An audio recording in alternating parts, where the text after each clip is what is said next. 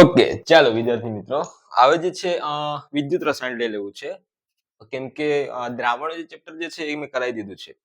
અને જો એવું હોય તો એ ગુજરાતી અને ઇંગ્લિશમાં છે, તો એવું હશે તો આપણે એને ગુજરાતીમાં કરી દઈશું તમારી રિક્વાયરમેન્ટ પ્રમાણે. હવે જે છે આપણી પાસે કયું કરવાનું છે, આપણે વિદ્યુત રસાયણ બીજું ચેપ્ટર છે. હવે જેટલા ટોપિક છે એટલા હું લખી દઉં છું અને એટલા જ આપણે કરવાના છે. વિદ્યુત રસાયણ, બરાબર. હવે આમાં કેટલા ટોપિક કવર કરવાના છે આપણે? તો કે આમાં આપણે 8 ટોપિક કવર કરવાના રહેશે. કેટલા ટોપિક? 8. તો કે પહેલું છે તમારું વિદ્યુત રાસાયણિક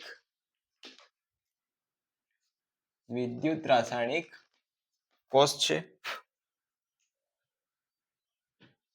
બીજો તમારો ગેલ્વેનિક કોષ છે.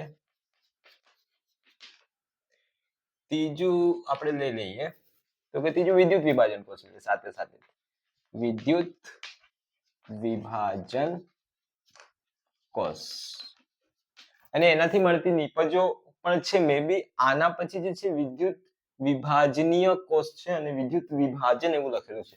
એનો મતલબ કે વિદ્યુત વિભાજનથી મળતી નિપજો આવશે, એ કરાવી દઈશું આપણે. ઓકે, વિદ્યુત વિભાજન કોષ. ચોથો રહેશે વિદ્યુત વિભાજ્ય દ્રાવણની વાહકતા.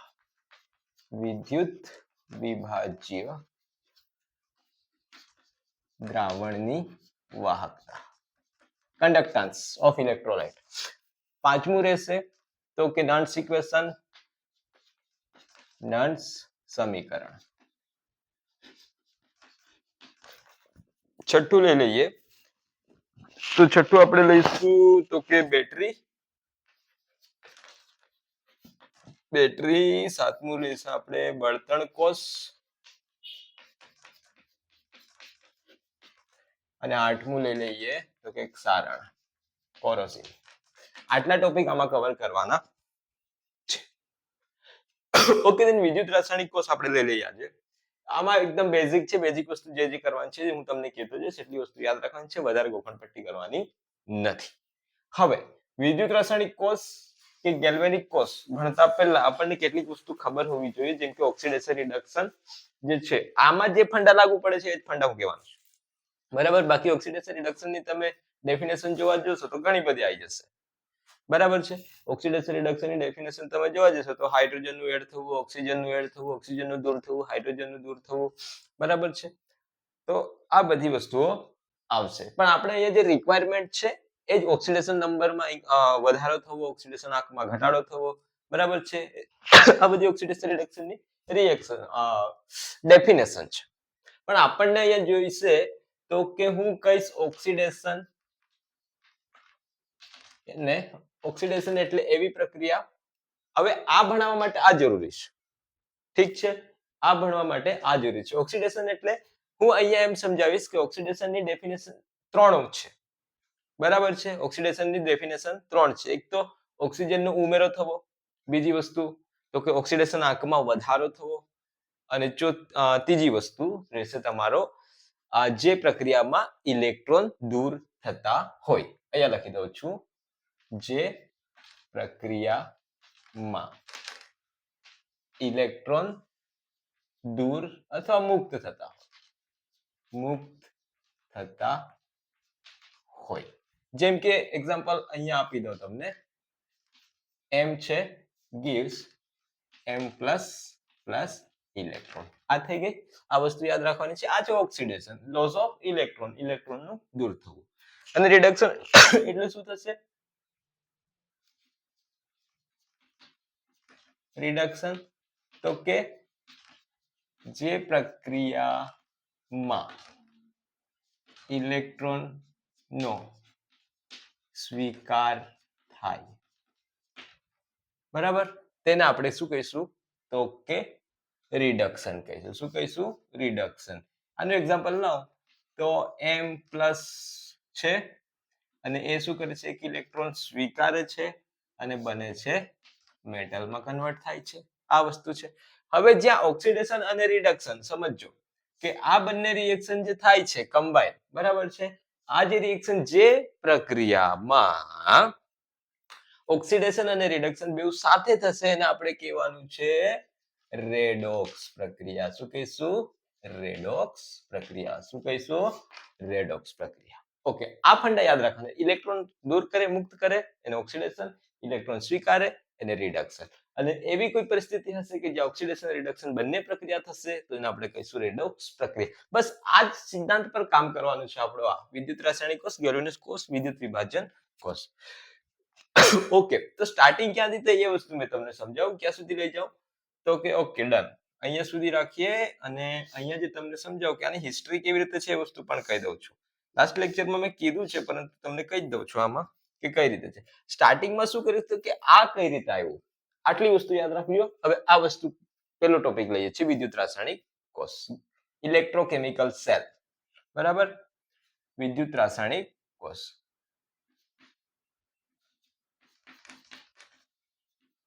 વિદ્યુત રાસાયણિક, અને કેટલી વસ્તુ યાદ રાખવાની છે એ પણ હું તમને કહી દઈશ.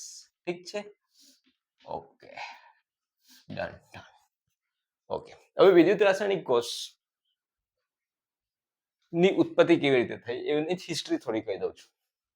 હા ઓકે, સ્ટાર્ટિંગમાં શું કર્યું આ લોકોએ, સાયન્ટિસ્ટ લોકોએ, કે એક કન્ટેનર લીધું હતું. કન્ટેનર અહીંયા લઈએ એટલે પેલી જગ્યા આપણને આખો લેક્ચર આમાં જ પતાવી દેશું. એક કન્ટેનર લીધું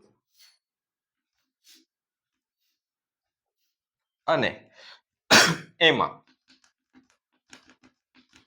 એ લોકોએ લીધું CuSO4 નું સોલ્યુશન.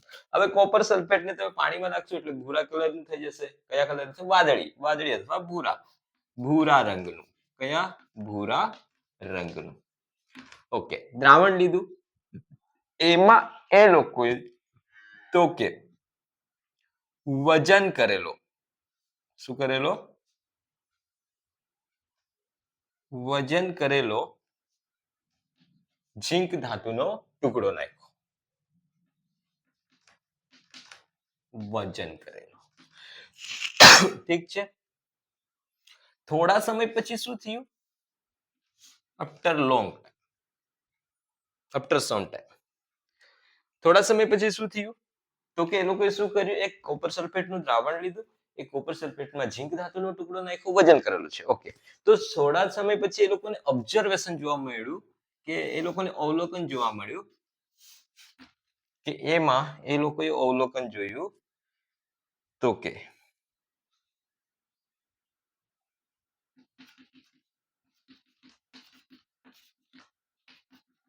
હા, એક બીજી વસ્તુ, ભૂરો રંગ શેના કારણે હોય છે?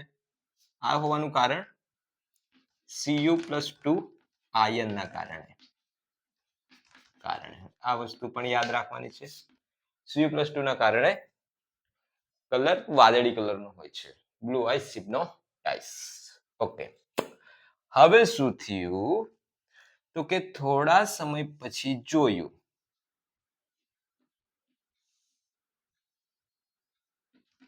તો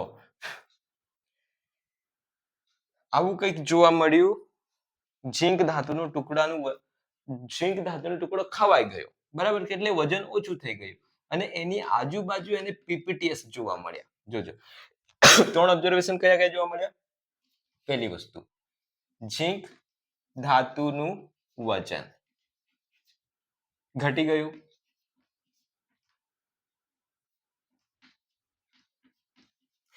એટલે કે ઝીંક ધાતુનું વજન ઘટી ગયું એટલે કે ઝીંક ધાતુનો ટુકડો જે છે, ઝીંક ધાતુનો ટુકડો ગળાઈ ગયો અથવા તો ખવાઈ ગયો, આમ કહી શકો. ઓકે, બીજી વસ્તુ એ લોકોએ જોયું કે ઝીંક ધાતુના ટુકડાની આજુબાજુ એ લોકોને અવક્ષેપ મળ્યા. શું મળ્યા? અવક્ષેપ મળ્યા. એક મહત્વની અને ઇમ્પોર્ટન્ટ વસ્તુ, ત્રીજી વસ્તુ કે ભૂરો રંગ જે છે, ભૂરો રંગવિહીન થઈ ગયો, કલરલેસ થઈ ગયો, બ્લુ ટુ કલરલેસ. ચોથી અને ઇમ્પોર્ટન્ટ વસ્તુ જોઈ કે આ જે દ્રાવણ જે છે એ શું થઈ ગયું? ગરમ થઈ ગયું, હીટ થઈ ગયું. શું થઈ ગયું? દ્રાવણ, સોલ્યુશન શું થઈ ગયું? ગરમ થઈ ગયું. ઓકે, તો આટલી સિસ્ટમ થઈ. એટલે કંઈક ને કંઈક અંશે અહીંયા ઝીંક ધાતુનો ટુકડો ખવાય છે. તો ઝીંક ધાતુનો ટુકડો ખવાય છે એનો મતલબ શું? તો કે ઝીંક જે છે એ ઇલેક્ટ્રોન લોસ કરતો હશે અને એ અહીંયા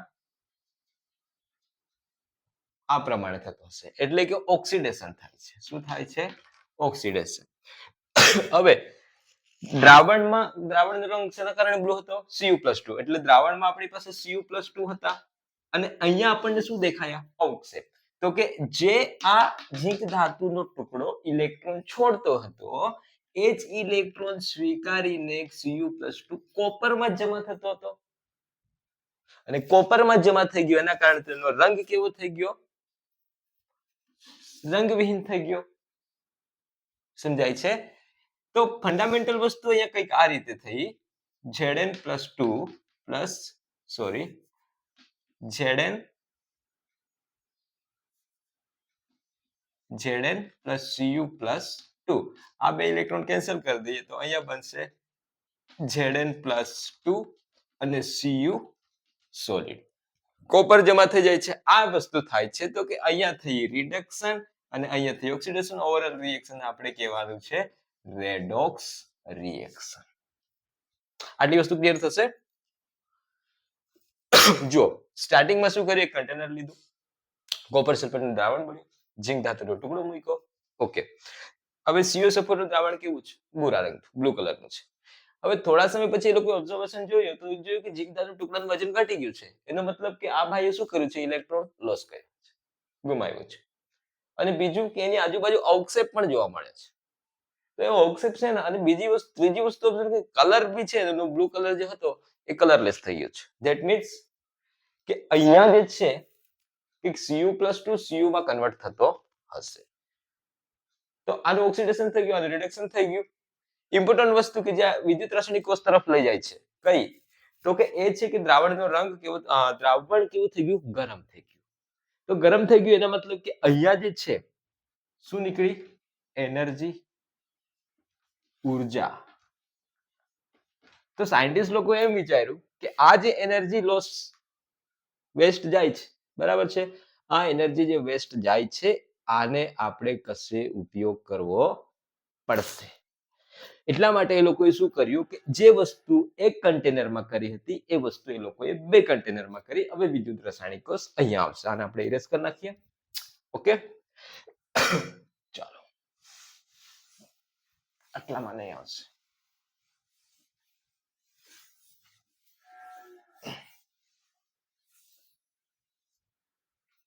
ઓકે, વિદ્યુત રાસાયણિક કોષ અહીંયા છાપીએ.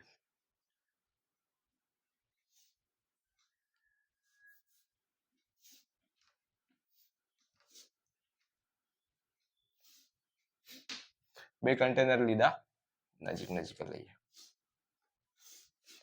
આ રીતે. એમાં દ્રાવણ ભર્યું.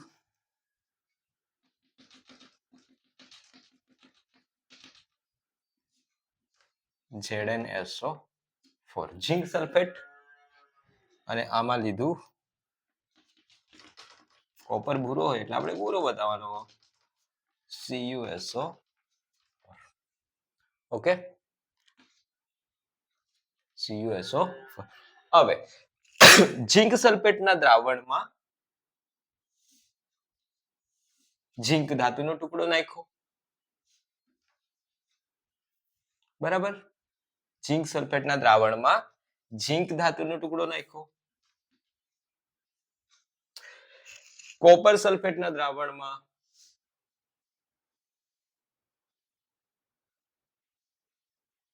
કોપર ધાતુનો ટુકડો નાખ્યો. ત્યારના શું કરેલું કે કોપર સલ્ફેટમાં ઝીંક ધાતુના ટુકડા, બરાબર છે. એકના ઘરે બીજો જાય તો નુકસાન તો થાય જ ને, બરાબર. તો આ પ્રમાણે અહીંયા જે છે. હવે પછી શું કર્યું? નુકસાન થયું તો એ નુકસાનને સુધારવા માટે એ લોકોએ બે અલગ અલગ કન્ટેનર લીધા. કોપર સલ્ફેટમાં કોપર, ઝીંક સલ્ફેટમાં ઝીંક. ત્યારબાદ હવે સ્ટાર્ટિંગમાં શું કન્ડિશન છે કે અહીંયા દ્રાવણમાં શું છે આપણી પાસે? તો કે Zn+2 અને SO4 2- ફરે છે. અહીંયા Cu+2 અને બીજો SO4 2- ફરે છે. ઓકે, હવે આ બંનેનું કન્સન્ટ્રેશન હમણાં કેવું છે, ઇક્વલ છે, Zn+2 અને SO4 2-. આ હું તમને ગેલ્વેનિક કોર્સમાં પાછો કરાવીશ. Cu+2 પણ હમણાં જેટલી રિક્વાયરમેન્ટ છે એટલી વસ્તુ આપણે અહીંયા લઈશું. ઓકે, આ કન્ડિશન છે, એટલે કે બંનેનું કન્સન્ટ્રેશન સાંદ્રતા કેવી છે, સરખી છે. ઓકે, કોપર સલ્ફેટના દ્રાવણમાં કોપરનો રોડ, ઝીંક સલ્ફેટના દ્રાવણમાં ઝીંકનો રોડ. હવે બંનેને શું કરે છે આ લોકો, તો કે બંનેને આ લોકો કોઈ તાર વડે શું કરે છે, તો કે બાંધી દે છે, કનેક્ટ કરી દે છે. શું કરે છે, કનેક્ટ કરે છે. થોડું વ્યવસ્થિત દેખાય એવું કરીએ, બંનેને તાર વડે.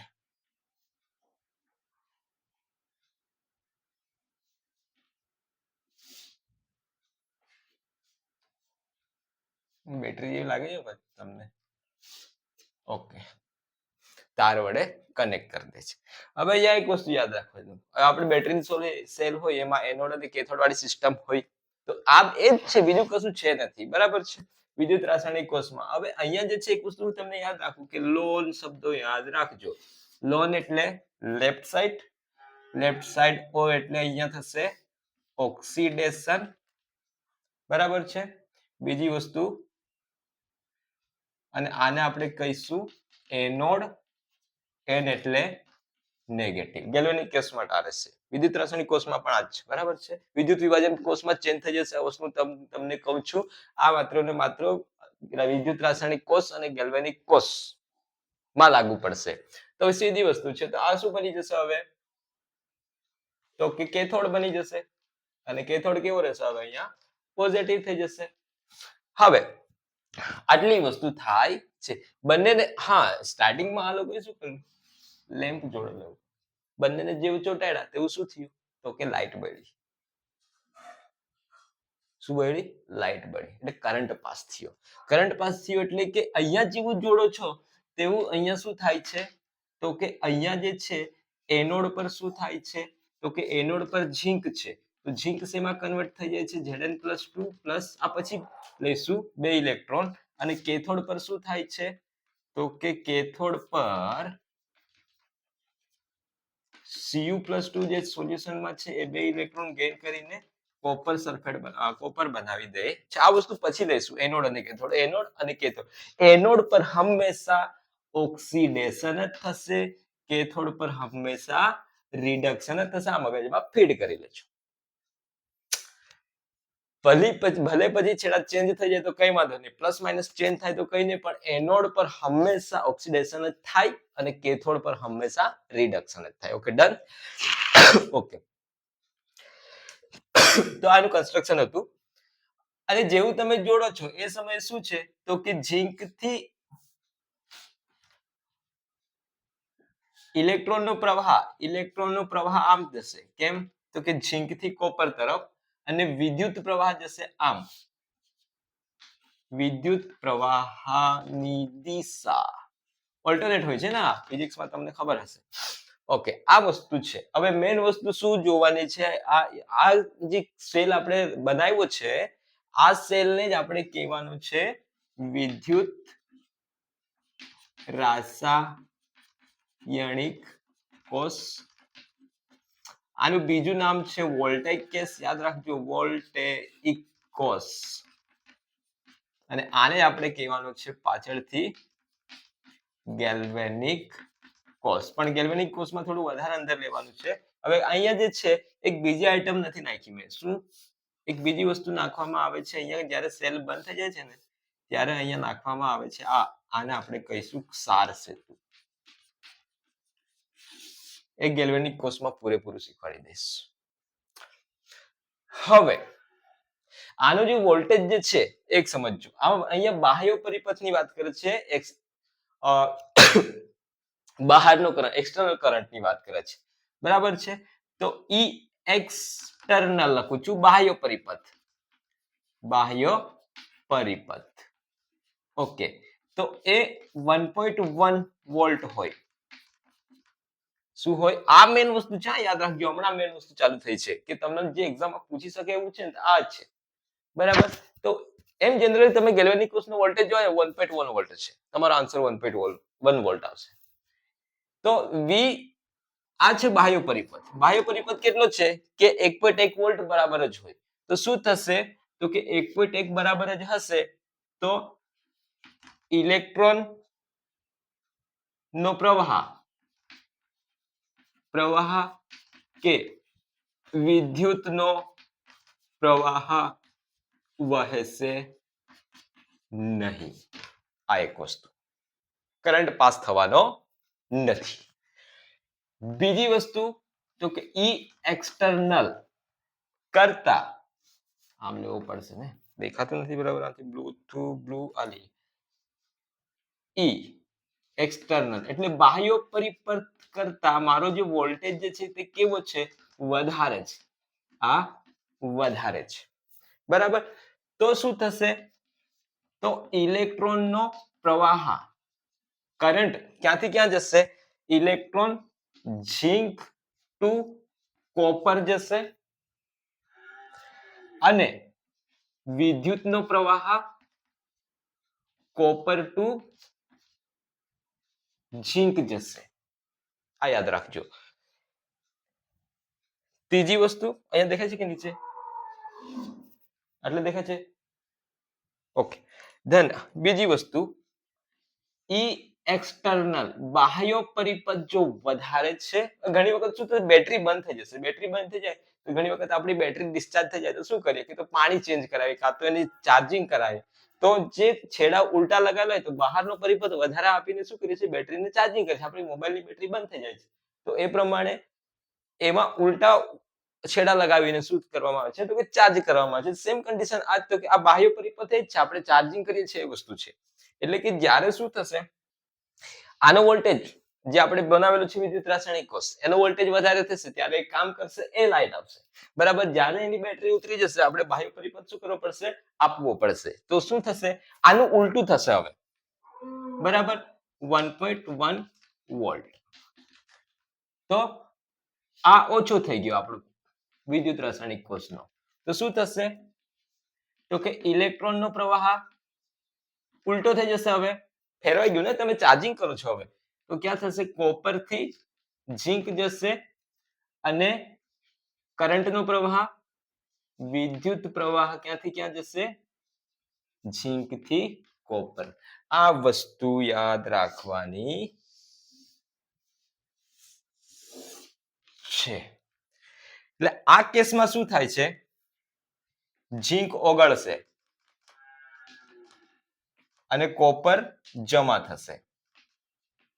આ થાય છે ને, ઝિંક શું થાય છે, ઓગળે છે. સ્ટાર્ટિંગમાં ભણાવ્યું કે ઝિંક નો પટ્ટી જે છે શું થાય છે તો કે ઓગળે છે, ખવાય છે અને કોપર જમા થાય છે.